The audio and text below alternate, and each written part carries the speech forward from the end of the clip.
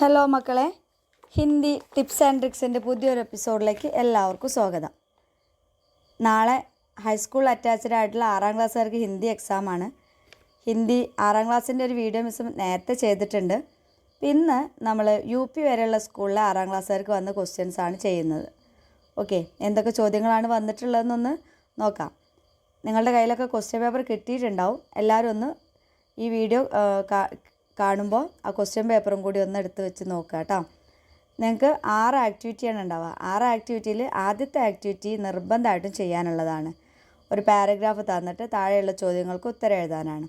അപ്പോൾ നിങ്ങൾ ആ ചോദ്യങ്ങൾ ശ്രദ്ധയോടെ വായിച്ചാൽ ആ 4 ഓപ്ഷനിൽ നിന്നും കൃത്യമായ ഉത്തരം മാത്രം നിങ്ങൾ ആൻസർ ഷീറ്റിൽ എഴുതിയാൽ മതി.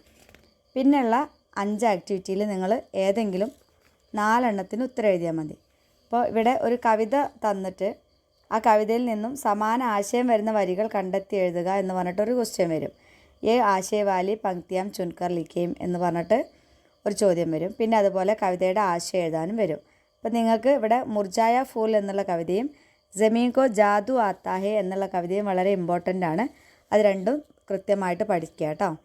പിന്നുള്ളത് നന്ന ഉല്ലു എന്നുള്ള ചാപ്റ്ററാണ്.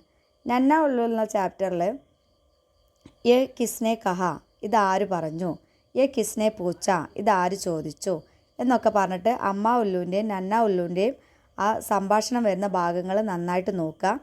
അവരുടെ സംഭാഷണം ചിലപ്പോൾ നിങ്ങൾക്ക് പരീക്ഷയ്ക്ക് ചോദിച്ചേക്കാം. ബാച്ചീത് തയ്യാർ കരയും എന്നാണ് സംഭാഷണത്തിന് പറയാട്ടോ. വാർത്താലാപ് തയ്യാർ കരയും എന്നും ചോദിക്കാം, ബാച്ചീത് തയ്യാർ കരയും എന്നും ചോദിക്കാം.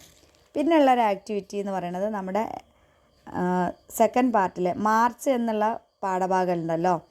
ആ പാഠഭാഗത്തു നിന്ന് ഒന്നുകിൽ നിങ്ങളോട് മാർച്ച് പരീക്ഷയ്ക്ക് ദിനോംക്ക് അനുഭവ പർ അപ്പിനി ഡയറി ലിഖേം, അങ്ങനെയാണ് ഈ ചോദ്യ പേപ്പറിൽ വന്നിട്ടുള്ളത്. അപ്പോൾ നിങ്ങൾ അവിടെ നിങ്ങൾക്ക് ടെക്സ്റ്റ് ബുക്കിൽ തന്നിട്ടുള്ള ആക്ടിവിറ്റി ലേഖകന് കത്ത് എഴുതാനാണ് അല്ലേ. അദ്ദേഹം പറയുന്നുണ്ട് മാർച്ചിലെ അദ്ദേഹത്തിൻ്റെ അനുഭവമാണ് ആ ഒരു പാഠത്തിൽ പറയണത്, മാർച്ച് എന്നുള്ള പാഠത്തിൽ പറയണത്. അപ്പം നമ്മുടെ അനുഭവം പറഞ്ഞുകൊണ്ട് അദ്ദേഹത്തിനൊരു കത്ത് എഴുതാൻ, അല്ലെങ്കിൽ നമ്മുടെ പരീക്ഷാകാലത്തെ മാർച്ച് മാസത്തിലെ നമ്മുടെ അനുഭവങ്ങൾ വെച്ചുകൊണ്ട് ഒരു ഡയറി എഴുതാൻ വേണ്ടിയിട്ട്. അപ്പോൾ ഇതിൻ്റെ മുന്നത്തെ വീഡിയോ നിങ്ങളൊന്ന് നോക്കുക. അതിൽ ഡയറി എഴുതേണ്ടത് എങ്ങനെയാണെന്ന് മിസ്സ് എഴുതിയിട്ടുണ്ട് കേട്ടോ. പിന്നെയുള്ള ഒരു ചോദ്യം വന്നിട്ടുള്ളത് ഗതിവിധി 5 ജഗ്മഗ് താര എന്ന ചാപ്റ്ററിൽ നിന്നാണ്. ജഗ്മഗ് താര എന്ന ചാപ്റ്ററിൽ കുറച്ച് നാരാഗീത് തന്നിട്ടുണ്ട്. നാരാഗീത് തയ്യാർ കരയും എന്നാണ് പറഞ്ഞിട്ടുള്ളത് കേട്ടോ. ദേശ് കി ഗൂബിയോം പർ ഒക്കെ നാരാഗീത് തയ്യാർ കരയും, അത് നമ്മൾ നോട്ട്ബുക്കിൽ എഴുതിയിട്ടുണ്ട്. ടെക്സ്റ്റ് ബുക്കിലും അതിന് കുറച്ചൊക്കെ സ്ലോഗൻസ് ഉണ്ട്. അപ്പോൾ അത് നിങ്ങൾ എന്ത് ചെയ്യുക, പഠിച്ചിട്ട് പോവുക. അതേപോലെ ആ ഒരു കവിതയിൽ നിന്നും ദോ സഹി പ്രസ്താവ് ചുൻകർ ലിഖിയ എന്ന് പറഞ്ഞിട്ടൊരു ക്വസ്റ്റ്യൻ ഉണ്ട്. അവിടെ 4 സെൻറ്റൻസ് തന്നിട്ടുണ്ട്. അതിൽ നിന്നും ശരിയായ സ്റ്റേറ്റ്മെൻറ്റ് നിങ്ങളോട് കണ്ടെത്തി എഴുതാനാണ് പറഞ്ഞിട്ടുള്ളത്. അപ്പോൾ കവിതാ ഭാഗം വായിച്ചിട്ട് വേണം ആ ഒരു ചോദ്യത്തിന് നിങ്ങൾ ഉത്തരം എഴുതാൻ. പിന്നെ ഉള്ളത് ജമീൻ കോ ജാദു ആത്താഹെ എന്നുള്ള കവിതയിൽ നിന്നാണ്. അതിൽ ഇവിടെ ഒരു സഹി മിലാൻ കരയം എന്ന് പറഞ്ഞിട്ടാണ് ആക്ടിവിറ്റി തന്നിട്ടുള്ളത് കേട്ടോ. സഹി മിലാൻ കരയം എന്ന് പറഞ്ഞാൽ അത് നിങ്ങൾക്ക് ഏറ്റവും എളുപ്പത്തിൽ ചെയ്യാൻ പറ്റും. കവിതാ ഭാഗം വായിച്ചിട്ടാണ് നിങ്ങൾ ശരിയായി യോജിപ്പിക്കാനാണ് കേട്ടോ.